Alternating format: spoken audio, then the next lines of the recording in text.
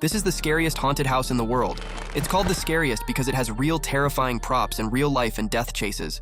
Once you enter, you won't make it out alive. On Halloween night, a group of thrill-seeking youths arrived at the haunted house in the wild. Suddenly, a scream pierced the air and drew everyone's attention.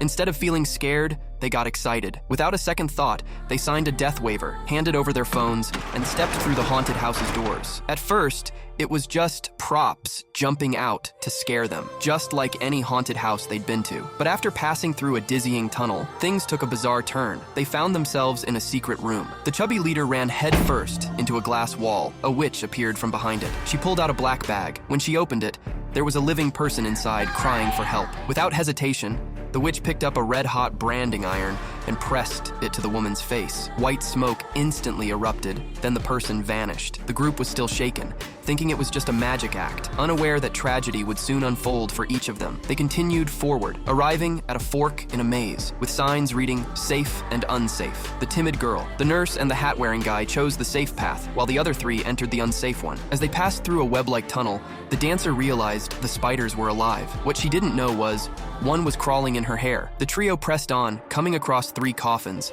The chubby guy examined them, realizing they weren't for lying in, but were a passage. One had to enter a coffin. Close the door for the passage to open. The chubby guy and the red-haired girl passed through safely, but when it was the dancer's turn, things took a turn for the worse. When the coffin door shut, the passage didn't open. A hole appeared above, and a giant spider crawled in.